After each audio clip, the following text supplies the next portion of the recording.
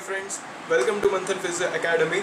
Today we are going to discuss the most interesting and the most important topic of neurophysiology, that is action potential. As I have discussed in my previous video that in the resting membrane potential it was just a potential difference across the cell membrane, but in a resting condition. Now it comes to the action potential.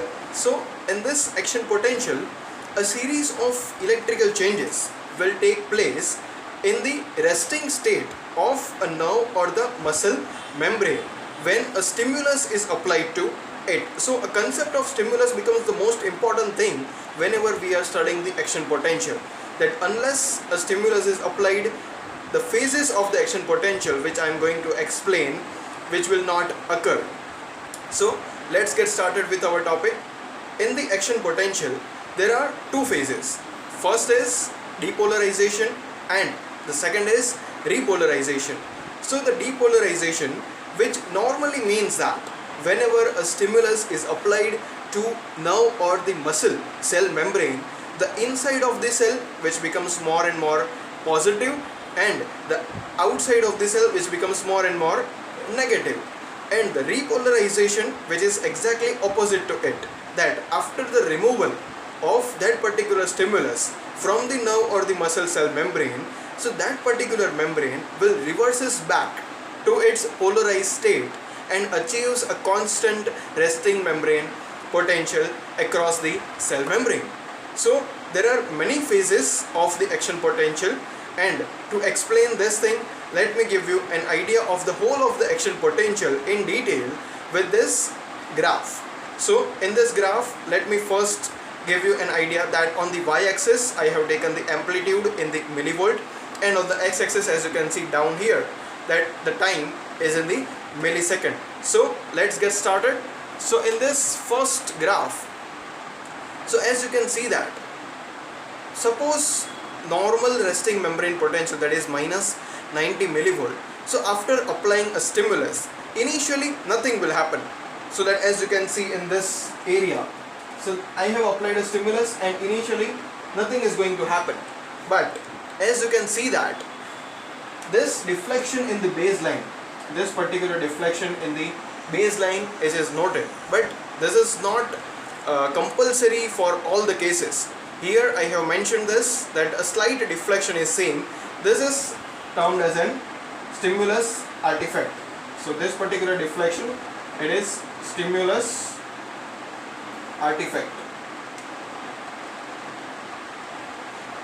So the first sign which is seen in the action potential graph, that is stimulus artifact. Now you can see this particular area starting from the point number 1 to the point number 2. This particular area in which the depolarization is going on. How do you come to know that the depolarization is going on? That after applying a stimulus, depolarization, I have mentioned that inside of the cell becomes more and more positive. So as you can see that from the minus 90, it is going up to the minus 60. So which means that inside of the cell becomes more and more positive, but in a very slow and gradual manner. So there is a very slow depolarization is going on, or I can say a initial phase of depolarization is going on. But after achieving this particular point, which is termed as an firing level, depolarization overshoots, which means that this particular line, a dotted line, which is termed as an isoelectric base. Let me mention it, this is isoelectric base, and the depolarization goes beyond it and achieves a maximum peak, that is around positive 55 millivolt. And this positive 55 millivolts, which is termed as in this particular area, which is overshoot.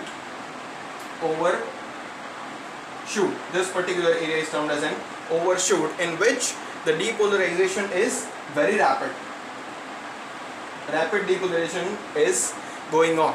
So as you can see that the initial portion in which depolarization is very slow, but as soon as it crosses the firing level, it overshoots and progresses very rapidly.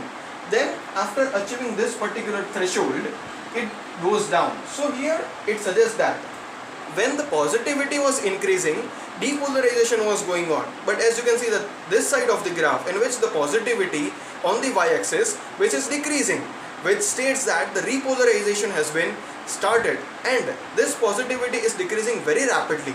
So which means that initial phase of repolarization, that is very rapid. So let me mention it. This is a repolarization phase, repolarization, and which is very rapid. So as you can see that rapid depolarization and rapid repolarization. So this particular area is termed as an spike potential. In which the rapid depolarization and rapid depolarization is going on. But as the negativity is increasing, as you can see from the graph, negativity is increasing, so the repolarization is going on and it becomes gradually very slow. So this particular point where it achieves the lowest position, this is termed as an after depolarization, and when it achieves the end portion, which means this particular area, that is termed as an after hyperpolarization. After hyperpolarization. So this was all the major points in the graph of action potential. But as I have discussed in the resting membrane potential video, that there are many channels which are present in the cell membrane, and the stimulus was also applied to that particular cell membrane also. So the gated channels, that is sodium gated channels and the potassium gated channels, those who are opening and closing. So let me combine the graph and the closing and the opening of those channels. So during the depolarization, as the positivity is increasing, so the sodium gated channels were opened.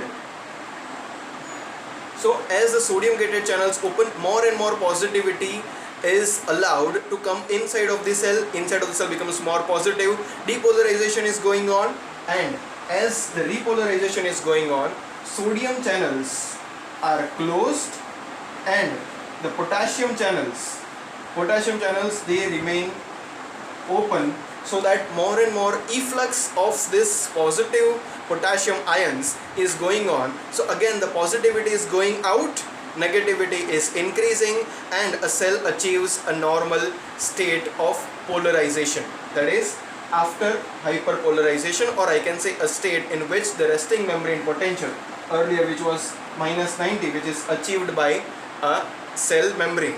So this was the idea of the action potential. So if I summarize all the points, then first phase it was depolarization, in which we have seen the first one, that is stimulus artifact, second one, that is firing level, third one, that is overshoot. In between the depolarization and the repolarization, one thing, that was spike potential. In short, I write it as P, that is spike potential. In the repolarization phase, repolarization phase, we have seen the after depolarization, first thing, that is after depolarization, and the second thing, that is after hyperpolarization. After hyperpolarization. So this was the idea of the action potential in the graphical, and as I combine the concept of the gated channels, then how does it relate with this particular thing.